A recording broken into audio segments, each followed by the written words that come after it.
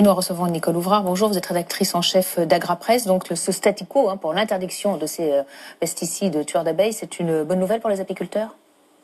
Pour les apiculteurs, oui. Pour les agriculteurs, en fait, on était aujourd'hui déjà dans une interdiction, mais avec une recherche de solutions alternatives qui était programmée dans le cadre de la loi biodiversité, donc entre 2018 et 2020. C'est ça aujourd'hui le cadre qui a été décidé dans le cadre de la loi biodiversité. Mais pourquoi ces agriculteurs veulent absolument ces pesticides? Alors, il faut revenir sur les néonicotinoïdes et qu'est-ce que c'est qu'un néonicotinoïde.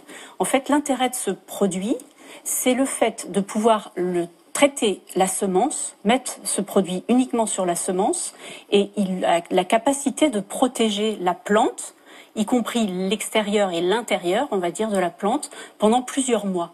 Et ça a un intérêt parce que ça permet d'éviter d'utiliser en fait des traitements aériens. Par exemple, je vous donne un exemple sur la betterave à sucre, où les céréales, le blé et l'orge, ils sont attaqués par des pucerons qui transmettent des virus. Et donc c'est pendant plusieurs mois qu'il y a un risque de transmission du virus.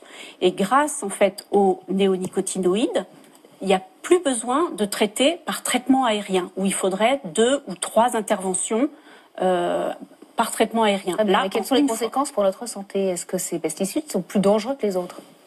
Alors, en fait, sur notre santé, c'est surtout sur la santé des abeilles où il y a eu des travaux, parce que l'intérêt du produit, c'est d'agir à des toutes petites doses, mais justement, quand il agit à très petite dose, il y a un risque pour les abeilles. Donc en France, depuis longtemps, il y a eu une interdiction en fait d'utiliser ces produits sur certaines plantes qui ont des fleurs, par exemple le colza. Là, il est interdit depuis longtemps. Et on a aussi une interdiction d'utiliser les produits au moment où il y a une floraison, de façon à éviter un lien avec les abeilles. Alors, voilà. Le nombre d'abeilles a diminué de façon importante. Est-ce que c'est lié à ces pesticides? Alors, ça fait partie, les pesticides font partie des effets qui engendrent une perte de population d'abeilles. Ça a été mis en évidence. Il y en a d'autres, mais c'est une des causes, oui, tout à fait. En fait, ils fragilisent les abeilles et donc ça ne fait qu'amplifier les autres facteurs qui sont à l'origine justement de la disparition des abeilles. C'est un des effets, effectivement. On a effectivement aujourd'hui une difficulté autour de ça.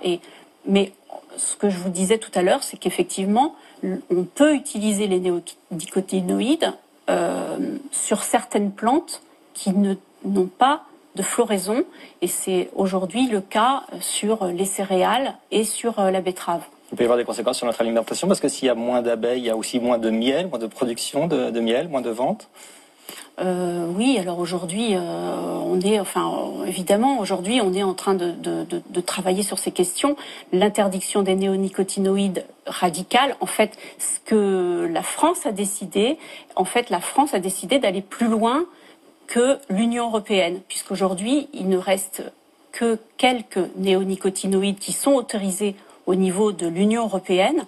Et dans le cadre de la loi biodiversité, la France a décidé l'an dernier d'interdire la totalité des néonicotinoïdes. Et c'est là où les agriculteurs disent, normalement, l'Union européenne autorise les molécules et la France autorise les produits de traitement qui utilisent les molécules. Et là, les agriculteurs disent, la France va plus loin que le cadre européen. C'est ça, en fait. C'est ça le problème des agriculteurs. Merci beaucoup, Exactement. Nicole Ouvrard, d'être venue sur le plateau de BFM TV.